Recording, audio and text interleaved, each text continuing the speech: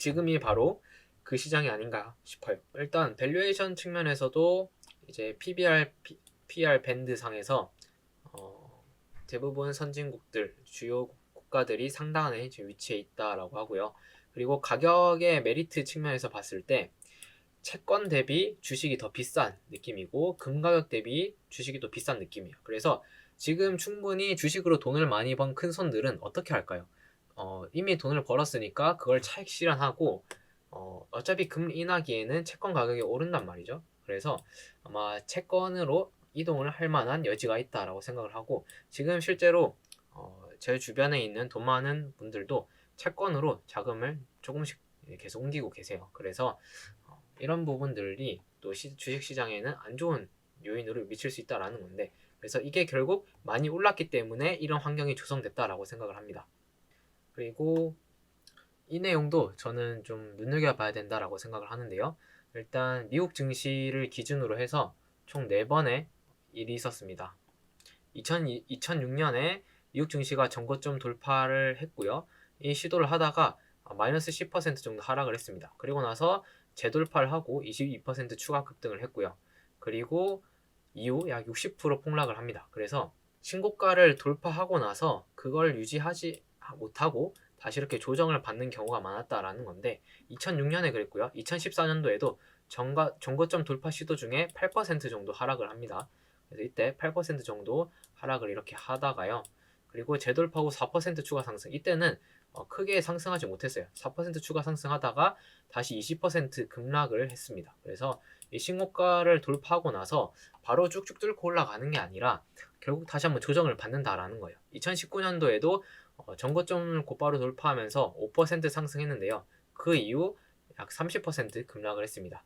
19년도에서는 이렇게 넘어갔을 때는 코로나가 있긴 했죠.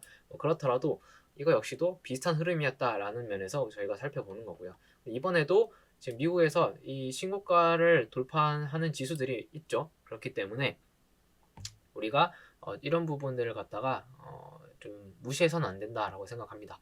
그래서 항상 아마 많은 사람들이 환호성을 지르는 순간이 이 지수가 신고가를 돌파하고 날아갈 때일 겁니다. 지금은 엔비디아지만 그때는 또 다른 주식들, 예를 들어 그때는 애플이 있었을 거고 그 전에는 또 다른 기업들이 있었겠죠. 그래서 이번에도 그 흐름은 반복될 가능성이 있다라는 거고요. 미국이 지금 좋다라고 사람들이 얘기는 하고 있지만 뒤에서 나올 건데 그런 글로벌 지금 매그니피센트 7 그래서 미국의 나스닥 시총의 절반을 차지하는 그런 빅7 기업들의 빅테크 기업들의 그런 이 컨센서스가 이제 슬슬 꺾이는 시점이 도래한다라는 겁니다. 그래서 앞으로 그런 게 꺾이게 됐을 때 이렇게 다시 조정을 받을 확률이 더 높아지지 않나라고 생각이 듭니다.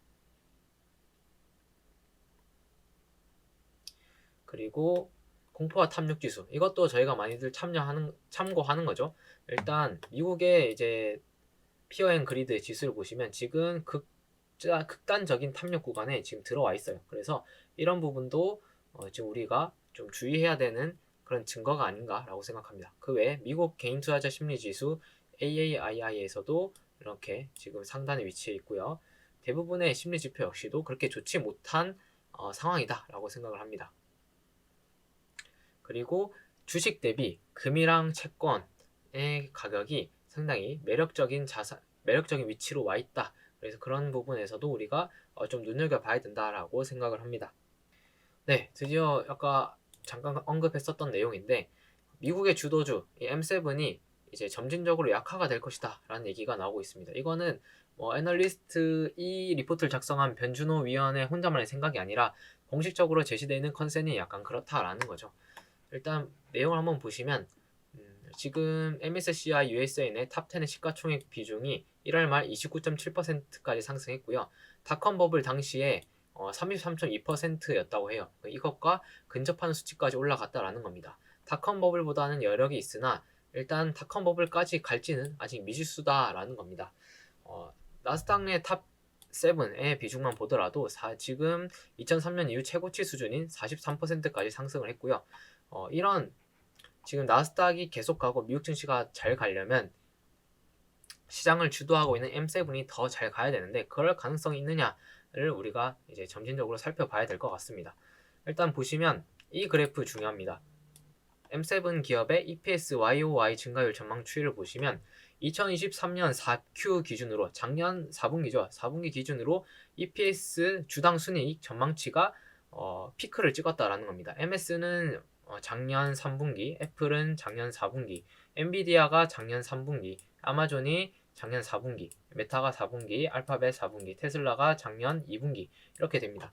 그래서 물론 이제 테슬라처럼 급격하게 이렇게 나빠지는 기업도 있지만 엔비디아처럼 상승은 계속하고 있죠. 여기까지도 폭발적인 성장은 계속됩니다. 그렇지만 성장률이 이제 꺾이기 시작했다라는 부분들이 중요한 거고요. 이게 왜 중요한지는 또 뒤에서 볼 수 있어요. 저도 이런 데이터들이 생각보다 잘 맞고 과거를 통해서 비교를 해보니까 우리가 또 무시해서는 안 되구나 라는 생각이 들었고요.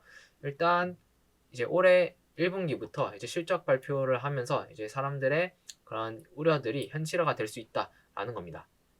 과거 미국 증시 주도주 EPS 모멘텀이 피크아웃 할 때 어땠는지에 대한 그런 그림인데요. 여기서 보면 2007년 이후 미국의 과거 주도주 어닝 모멘텀과 주가 관계를 분석한 결과 어닝 성장률 고점이 주가 고점을 평균 0.3에서 0.7분기 선행하는 경향이 있다라는 겁니다. 이는 실적을 한 분기 후행해서 발표하기 때문에 나타나는 현상이라고 하는데요. 어닝 모멘텀이 극대화된 후 하락세를 보이기 시작하면서 약 2개월 후 주가가 하락하기 시작했다라는 겁니다. 그런 부분을 우리가 놓고 봤을 때요.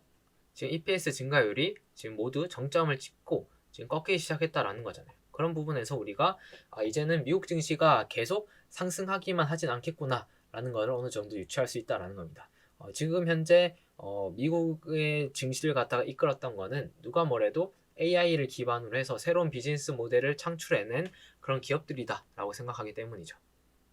그래서 이런 미국의 M7과 관련해서도 실적 발표 후 주가가 이렇게 메타처럼 급등한 기업들, 엔비디아 같은 기업들도 있지만 반면에 주가가 하락한 애플, 그리고 테슬라, 구글 같은 기업들도 있다라는 겁니다.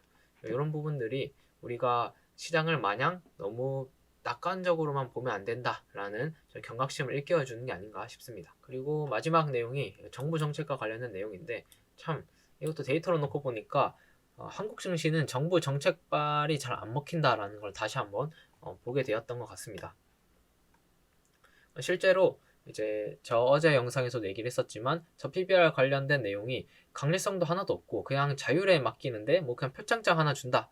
그냥 그 정도 수준의 어린아이 같은 정책 내용이었죠. 그래서 이런 부분들이 증시의 기대감을 갖다가 꺾어버리고 오히려 실망을 시키는 효과가 있었던 것 같습니다. 뭐 정부와 관련된 얘기는 뭐 깊게 하진 않을 거고요. 일단 일정을 이렇게 쭉 봤을 때요. 지금 총선을 앞두고 정부에서 많은 정책들을 펼쳐내고 있습니다.